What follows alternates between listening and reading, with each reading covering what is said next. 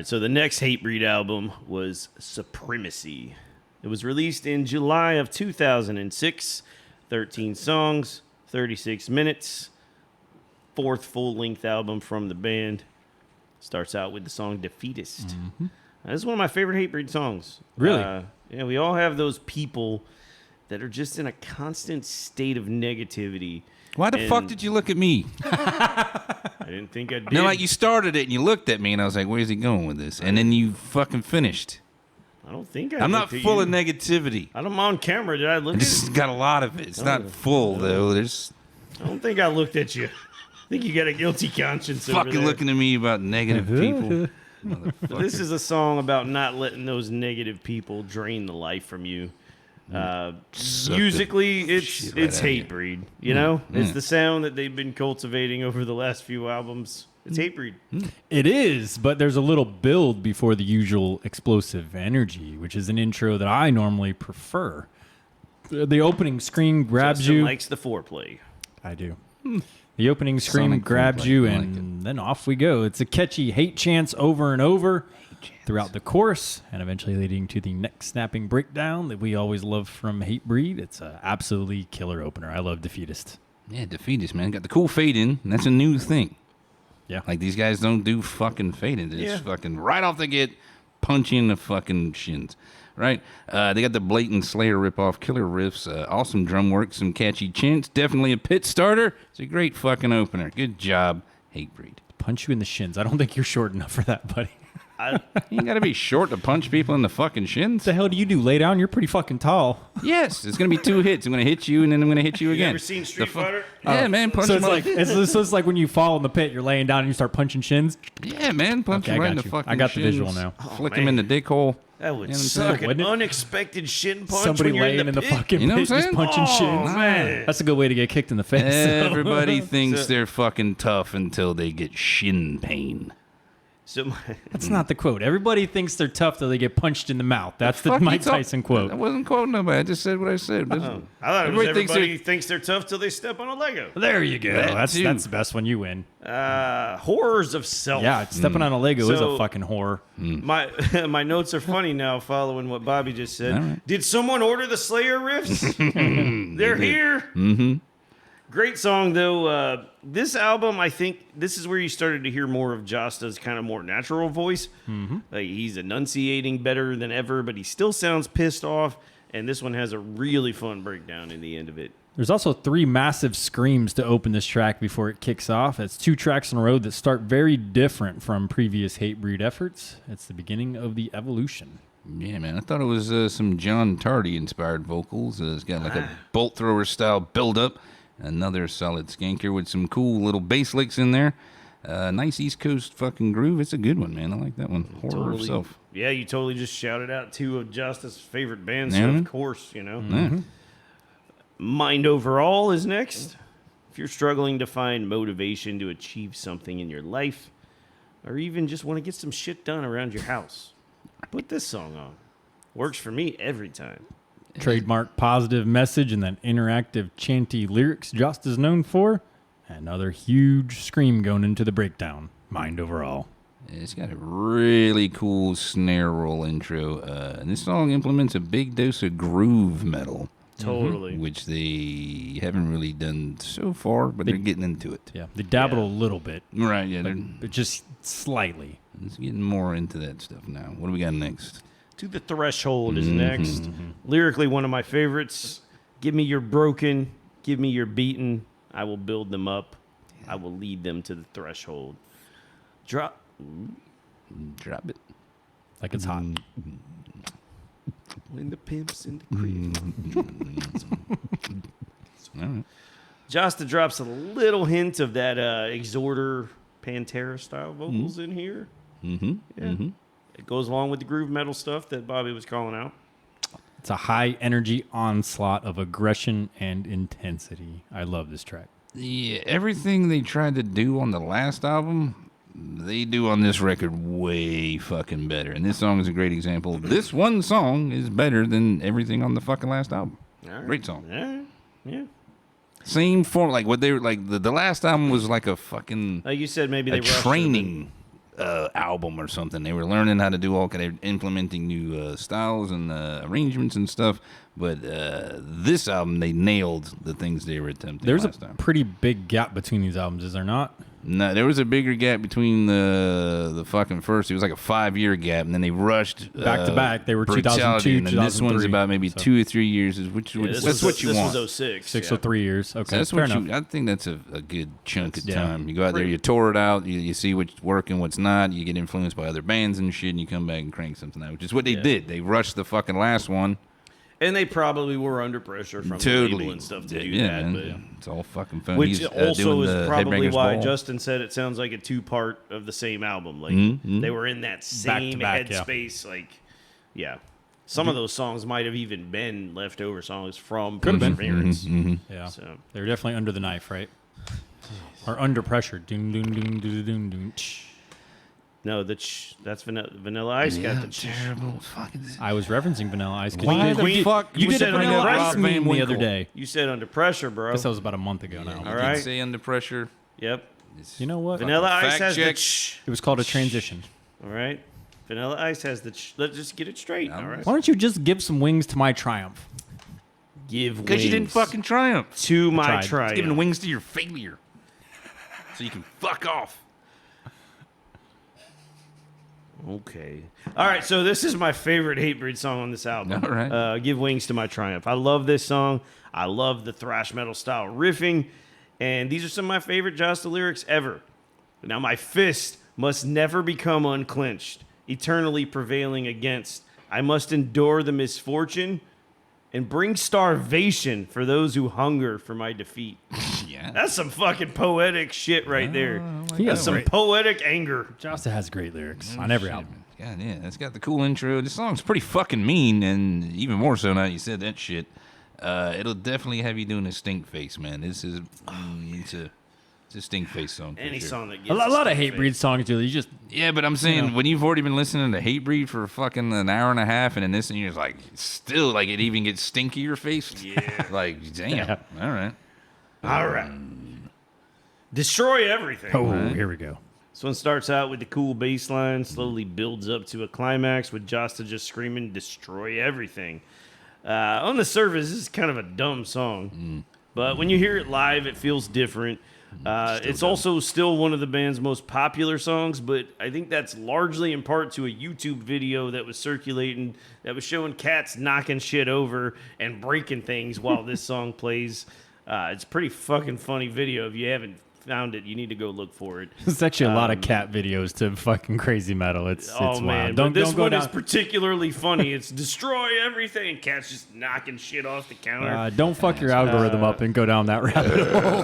Definitely Pussy not. and metal. That's what all I got on my algorithm. Yeah, this is not one of my favorite songs, but I understand why Really? everybody likes it. I just, like I said, it's kind of a dumb song, like on the super dumb. surface. Love like, it. But I get it. Like I said, when it plays live, I get it. It's When I naturally listen to this album, I skip it.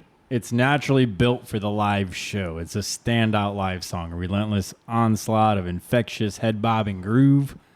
You got the lyric obliterate what makes us weak, end this and embrace the destruction, end this to embrace new life. Destroy everything. Yeah, I like the You know concept you're- of you know it you're better chanting than that shit. Yeah, I like the concept, Yeah. but the delivery is just... Totally. The song is called Yeah. Destroy Everything, and the riff is pretty fucking weak. It feels phoned in, and it should be super brutal with a title like that. It doesn't live up to Destroy Everything. It's fucking weak. So Divine Judgment is the next track. I think Matt Byrne is the star of this track. It's the only thing that really separates this and keeps it from getting lost in the shuffle on the rest of the album. The Yeah, drums. Well, that bass riff leading us into the barrage brutality is what stood out to me. Barrage of brutality. Nice. That sounds like a Hatebreed lyric. That was a good one. I tried. A little alliteration there. It's got the cool bass lead riffing. Kind of got a sick of it all vibe, but with extra chugginess. And it has young Zach De La Rocha's style of scream in there, like that inside out vibe, which I thought was cool, man. Doesn't stand out on the fucking album. It stood out. Matt Byrne made it stand out. Oh, That's what I said. yeah. You know? No, you gotta give you that. Immortal Enemies is the next track.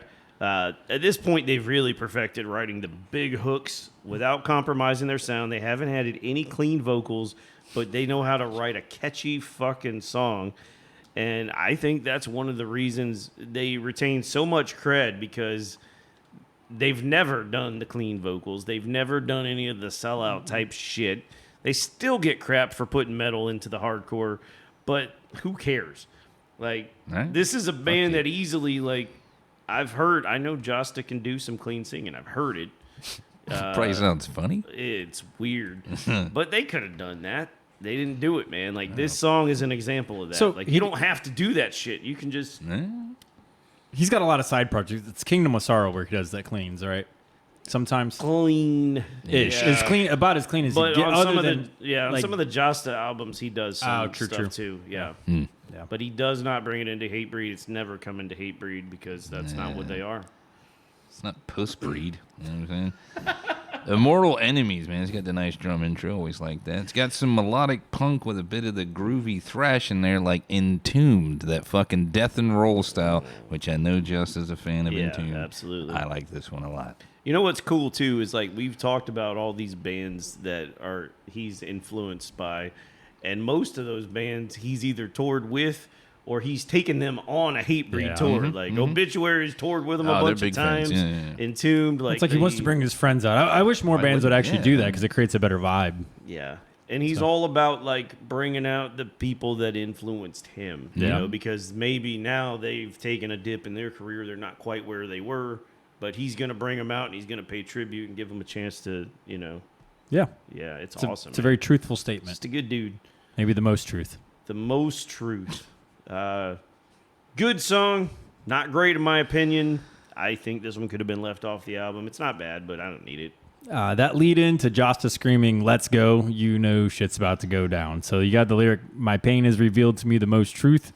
My pain tells me I'm still alive to fight another day." There's some more powerful lyrics for you. Yeah, the most truth. So this is actually another standout for me. The choice of drums and arrangements, it doesn't sound like anything they've done so far. Like, this is a weird song. It's not a hardcore setup, and it's a fucking odd, it's unorthodox fucking arrangement.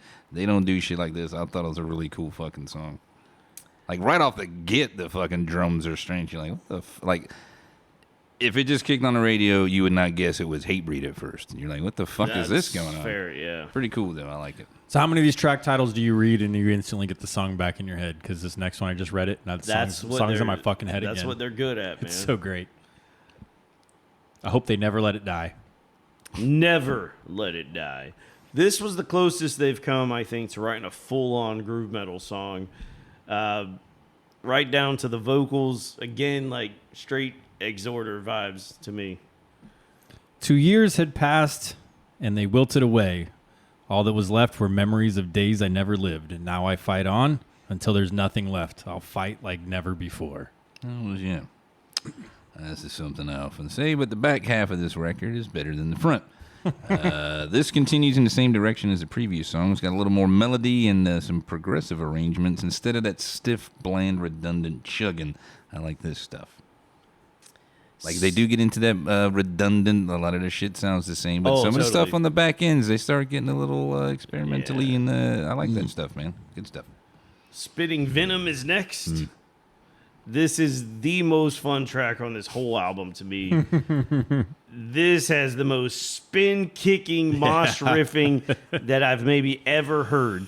Favorite Hatebreed breakdown of all time in this song. I fucking love Spitting Venom. We're back to some classic two-stepping hardcore Hatebreed here. See, I thought this was more of a filler track, but it's still better than anything on the last album. Stop it. So it's like a cool, so like on this album, it feels like a filler track. And it's like, what the fuck? That's crazy But to it's me. better than the whole fucking shit from before. But the whole... It's a fucking killer track. I'm saying that, stacked up man. with everything else on the fucking album. This goddamn studio here. I'm like, Shit. It's so good, man. Let's do As die-hard as they come. here we go. Tribute song to the fans. You can't be mad at that. This is for those who've escaped the torment. You know real courage. You are as die-hard as they come. This is for those who've never wavered. You are fearless. You are as diehard as they come. The Great bounce, song. the bounce is back. This is a defiant anthem for their live crowd. As diehard as they come. I think they've been trying to write this song for 3 albums, and they finally fucking nailed it. This is one of their better songs, It's period. so great. But yeah, like they were working on this fucking thing. They tried to do it for a few albums, finally fucking got it, man. I can Good hear the job. crowd chanting it right now. Yeah. Yep. Yep. What are you pointing at me for? Stop pointing. Pointy. Here we go. Supremacy of Self is the next song. Unfortunately, I think they picked the weakest song on the album to close it with. This one's not bad at all, but stacked up against a whole bunch of bangers, just doesn't grab me the same way. Yeah, it's kind of an aggressive motivational track to close out the album, and I do like the fade out, but it's not the strongest closer. I love this shit. Supremacy of Self. Great closer. Kind of the title track, I guess. This song is one of the better on the album, I think. They saved some of the good riffs for the end. Lots of bass like that. Gang chants. Good stuff. You don't like the last song? Yes. Yeah, so they shook all the turds loose from the last album, and they gave us this fucking gem. And you can tell they've been on the road with legit metalers. They got the flavors of death and sludge and groove metal showing up more than they have before. Building upon their experience in the studio, their sound quality improved yet again. The songwriting is consistently maturing. After the overall underwhelming effort from before, I was relieved when this came out. Wasn't much here I disliked. Hatebreed Supremacy is a 5 upside-down pentagrams. Nice. I think the band evolved a lot here, but didn't lose what they are at the core. We still have the gang chants, the powerful lyrics, the heavy riffs, and of course the breakdowns. But there's just more musically going on, and Jost is pushing his range a lot more here, especially with a lot of those screams you hear throughout.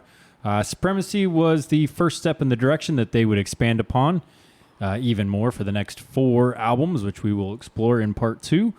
Pollution of the Soul is a bonus track on this album, and it's definitely worth checking out if you haven't heard it.